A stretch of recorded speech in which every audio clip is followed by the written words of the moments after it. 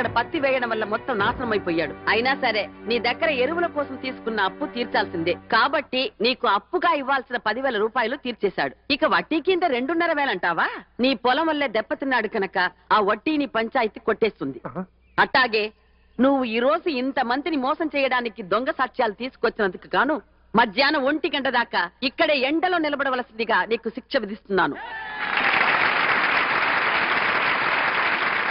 మరి దొరబాబుకి ఏం శిక్ష చేస్తారో చెప్పండి. అక్కడ గాని తేడా వచ్చిందంటే తొక్కి పట్టి నార చేస్తా. దొరబాబు నువ్వు ఆగు. ఒరేయ్, నీతో చెప్పించుకునే పరిస్థితి నాకొస్తే నీ చెప్పుతో కొట్టుకుంటాను. నోరు మూసుకో.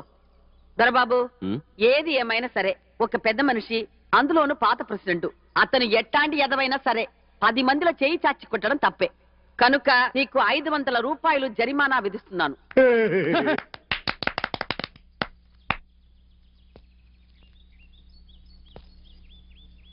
ఇదేంటి 500 జరిమానా విధిస్తే 1000 ఇచ్చావు? ఇలాంటి డకోటా వెధవల్ని ఎప్పుడైనా ఎక్కడైనా కొట్టాల్సిన అవసరం వస్తూ ఉంటుంది. అందుకోసం 500 అడ్వాన్స్ గా ఉంచండి.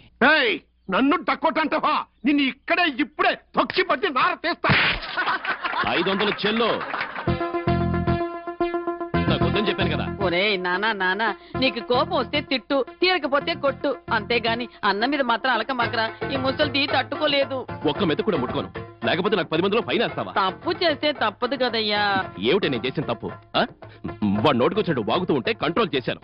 ఆ పైరాజు గారు చేసే వెధవ పనులు కట్ చేయడానికే కదే వాడి నుంచి నిన్నెక్కించారు. ఒట్టి పేరమ్మవై నిన్ను ప్రెసిడెంట్ పేరమ్మని చేశాను. ఎవడిచ్చాడా నీకు ఇంత గొప్ప పోస్టు?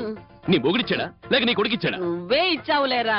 నా బంగారు కొంటవి కదూ, నా రత్నాల రాసివి కదూ. ఇదిగో కాకా పట్టకు. నీ కాళ్ళు కూడా పడతాను. నాకంటూ ఉన్నది నువ్వు, నీ కోసం బతుకుతుంది నేను. కూర్చో బాబు, అన్నం తిందు గాని. కూర్చో బాబు, కూర్చో.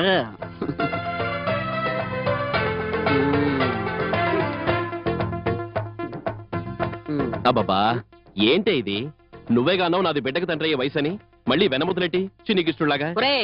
ఇప్పుడే కాదరా, రేపు నీకు పెళ్ళయ్యి నీ కొడుకి నీ అంత వయసు వచ్చినా సరే నా కంటికి నువ్వు చిన్ని కృష్ణుడువే. తిను. ఏంటి బామ్మ పెళ్ళి అంటున్నావు? దొరబాబుకి సంబంధం ఏదైనా ఓకే చేశాడా మన సత్తిపండుగాడు? వాడు ఓకే అంటే జరిగిపోద్దేంటి పెళ్లి? ఎన్ని చూడాలి.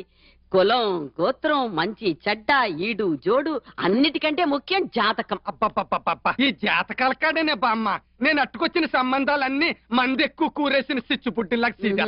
ఈ విషయంలో నువ్వు 5% రిబేట్ 10% డిస్కౌంట్ ఇచ్చే చెప్తాను. ఆ ముళ్ళపూడి జమీందార్ గారు అమ్మాయితో సంబంధం సూపర్ హిట్ చేసేస్తాను. నోర్ముయిరా, నెల తక్కువ వెదవా.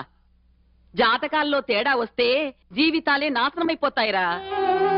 నీలాంటి వాళ్ళు మాటలు నమ్మి నా ఒకే కొడుకు పెళ్లి జాతకాల్లో ఏముందులేని చరిపించేశా. అంతే. రాజాలా ఉంటే నా కొడుకు సంవత్సరానికే పాము కరిచి చచ్చిపోయాడు. నిండు చూలాలు వీళ్ళమ్మ ఆ మనోవ్యాధితో మంచం ఎక్కి వీళ్ళని నా చేతులు పెట్టి కన్ను మూసింది. అందుకే నా మనవడు పెళ్లి జాతకాలు కలిస్తేనే చేస్తా. సరేలే బామ్మ. రే సత్తిపండు, అసలు నువ్వు నా పెళ్లి పని మానేసి వెళ్ళి వేరేదైనా పని చూసుకో. నీకే ఆకాశం అంత ఆస్తి, భూదేవంత బామ్మ. నాకేముంది? జేబుకి బొక్క, గుడిసెలో సత్తు గిన్నెలు, సంచిలో గంటల పంచాంగం, పెళ్లి కాని 6 చెల్లెళ్ళు. నీ దయ వల్ల 6 చెల్లెళ్ళకి పెళ్లిళ్ళు అయితే చేశాను. కానీ సంబంధాల కోసం తిరిగిన అనుభవంతో ఇదిగో నేను ఇలా మ్యారేజ్ బ్రోకర్ గా సెటిల్ అయిపోయాను. మరి నీ పెళ్లి అయితే తప్ప నేను చేసుకోనని ఆ యామగిరి గుట్ట మీద ఒట్టెట్టాను. కానీ రోజు రోజుకి ఏజ్ బారైపోతుంది, బతుకు బేజారైపోతుంది. మరి నీ సంబంధం కోసం ఇలాగ తిరిగి కాళ్ళు అరిగిపోతున్నాయి, కళ్ళు తిరిగిపోతున్నాయి. కానీ వదిలిపెట్టను నేను అలాగా. ఏదో ఒక రోజుని నీ అందానికి సరిపోయే సంబంధం అట్టుకొస్తా. నువ్వు అలా గుర్రుగా చూడకమ్మా తల్లి.